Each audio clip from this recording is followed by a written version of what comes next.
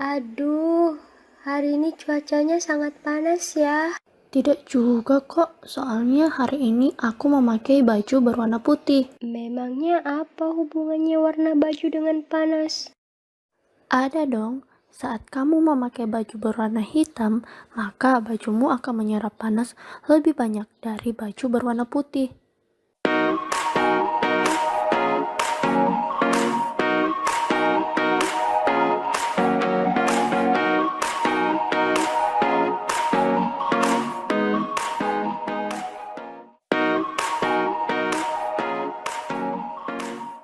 Halo sahabat cerdas, kenalkan, saya Aulia.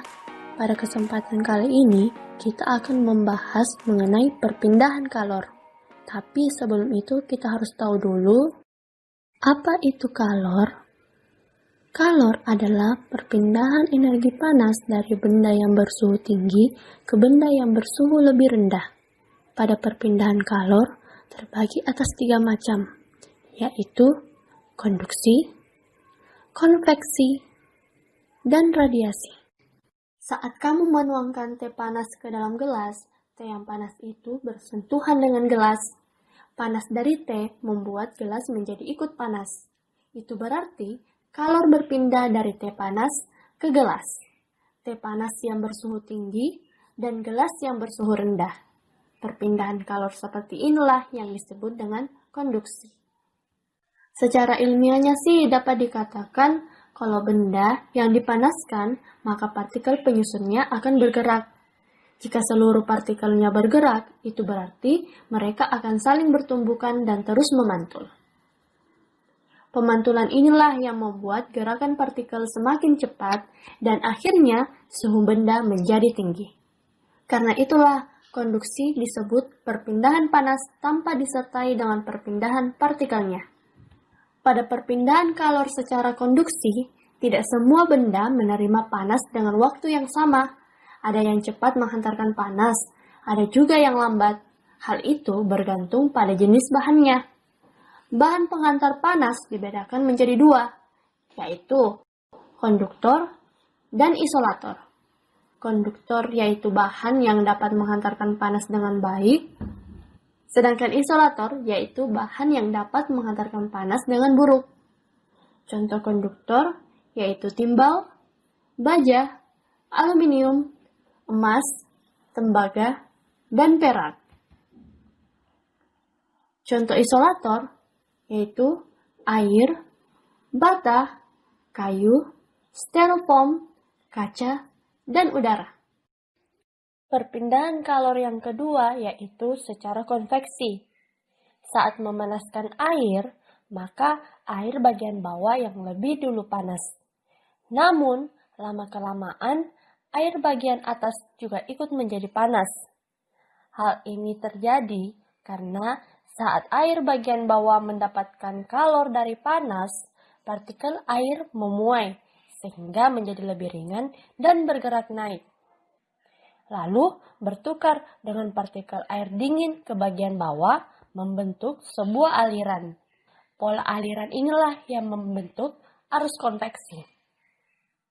Konveksi adalah perpindahan kalor dari satu tempat ke tempat lain bersama dengan gerak partikel-partikel bendanya. Contoh peristiwa konveksi lain yaitu angin laut dan angin darat. Angin laut terjadi pada siang hari di pesisir. Daratan lebih cepat panas daripada lautan. Karena itulah udara di daratan bergerak menuju ke lautan. Dan udara lautan berpindah ke daratan, maka terjadilah angin laut. Angin darat terjadi pada malam hari di pesisir. Daratan lebih cepat mendingin daripada lautan. Karena itulah udara di lautan yang lebih hangat bergerak ke daratan dan digantikan oleh udara di daratan. Maka terjadilah angin darat. Perpindahan kalor yang ketiga yaitu secara radiasi. Radiasi adalah perpindahan kalor tanpa memerlukan zat perantara atau medium. Oleh karena itulah, kalian akan merasa panas saat berjalan di tengah hari yang cerah. Setiap benda dapat memancarkan dan menyerap radiasi kalor, yang besarnya bergantung pada suhu benda dan warna benda. Apa ya? Coba perhatikan. Pada siang hari, kabel listrik tampak mengendor. Nah, apa ya kira-kira penyebabnya? Kebalikannya, pada malam hari, kabel listrik tampak mengkerut. Nah, kenapa? Kemudian ada lagi sambungan rel kereta api yang dibuat renggang seperti ini. Kenapa ya? Baik, hal itu berkaitan dengan pelajaran hari ini, yaitu mengenai pemuaian ya. Baik, yuk kita bahas. Nah, ternyata perubahan benda akibat suhu, kemarin kan sudah bahas mengenai suhu ya. Ada pemuaian zat padat, cair, dan gas, serta karakteristik pemuaian zat gas dan zat cair. Coba di sini yang padat ya. Misalnya pemasangan roda besi pada roda pedati. Nah, ini dibuat seperti itu. Kemudian pemasangan kaca pada bingkainya. Nah, kan dibuat agak longgar ya. Pernah melihatnya mesti jelas. Nah, ini ada yang suka ini masak ya. Misal dibuat dengan air yang penuh. Kira-kira kalau sudah mendidih gimana? Ya, dia akan tumpah. Terus ini kalau kalian mau membuat percobaan, misalnya ada air panas, kemudian ada botol, kalian di atasnya dikasih dengan balon. Kira-kira balonnya akan mengembang atau mengkepis? Nah, itu ya terkait dengan zat gas pemuaian zat gas ini. Mengapa ya airnya bisa tumpah? Nah, saat tadi kalian menggodok.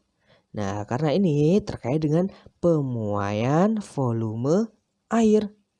Nah, pemuaian sendiri itu apa toh? Nah, pemuaian adalah bertambahnya ukuran benda akibat kenaikan suhu zat. Nah, fenomena sebelumnya adalah salah satu contoh dari proses pemuaian zat cair. Nah, ketika air dipanaskan akan terjadi perpindahan panas ke panci, kemudian ke air. Akibat perpindahan panas tersebut akan menaikkan suhu air. Karena kenaikan suhu pada air tersebut menyebabkan terjadinya mual ya.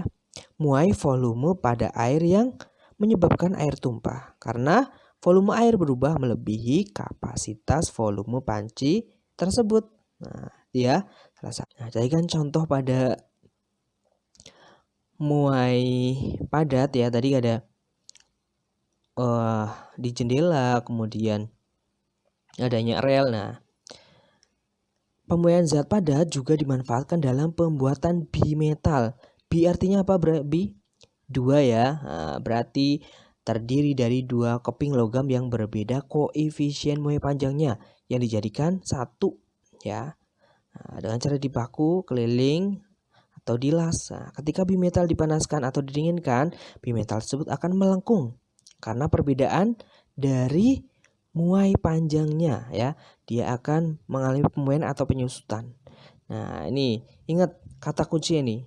Dipanaskan berarti akan melengkung ke arah koefisien muai panjang lebih kecil. Nah, berarti kalau panas ya ke arah yang lebih kecil. Coba perhatikan. Baja dan kuningan alfanya lebih besar mana, lebih kecil mana? Nah, baja jelas lebih kecil, nah, kan 11. Kalau kuningan lebih besar. Nah, kebalikannya kalau didinginkan, bimetal melengkung ke arah logam yang koefisiennya muai panjangnya lebih besar. Coba kalau ini kuningan dan baja dipanaskan, ingat panas itu kemana? Ke arah yang lebih kecil. Nah, yang lebih kecil baja atau kuningan? Ya, baja, berarti melengkungnya ke arah baja. Kebalikannya, kalau didinginkan, koefisiennya panjang itu akan lebih ke arah mana? Yang lebih besar. Nah, baja dan kuningan lebih besar mana? Kuningan ya, kan 19. Nah, sehingga lebih melengkung ke kuningan. Itu ya. Nah, karakteristik pemuaian zat cair dan gas. Ya, pemuaian yang terjadi pada zat cair dan gas memiliki gejala ya. Dari pemuaian kedua zat itu antara lain kenaikan suhu, penambahan volume kecuali peristiwa anomali air dan adanya perubahan tekanan. Nah, contohnya pemuaian zat cair dan gas, peristiwa meletusnya ban sepeda saat terkena terik matahari ya kan. Nah, jika ban sepeda penuh ya berisi udara dipanaskan di terik matahari, suhunya akan naik sehingga volume dan tekanannya juga naik. Jika karet ban sepeda tidak bisa mengembang lagi, ban akan meletus. Nah, itu ya contohnya. Peristiwa dalam proses memasak air juga tadi sudah ya. Nah, itu juga pemuaian zat cair. Peristiwa yang terjadi pada balon udara. Udara dalam balon memuai dengan gejala kenaikan suhu dari muai. Nah, proses muai padat dari pemanasan logam batang bertambah panjang ya. Partikel-partikelnya bergerak, dipanaskan, gerakan partikel semakin cepat dan saling menumbuk. Nah, di dekatnya jarak antar partikel itu semakin merenggang. Zat padat bertambah panjang. Ya, itu pada pemuaian zat padat. Kemudian kalau yang cair, misalnya kalian masak air mendidih dan airnya tumpah. Nah, muai volume zat cair. Nah, kemudian mendidih karena berbeda tergantung besar koefisien muai dari volume. Nah, kalau gas misalnya pada balon yang terkena sinar matahari, nah itu ya, dia akan meledak. Nah, ini percobaannya ya. Misalnya pada labu Erlenmeyer atau gelas ukur diisi zat cair kemudian dipanaskan. Ini dipanaskan. Nah, tinggi permukaan zat cair akan naik, bukti bahwa zat cair itu memuai.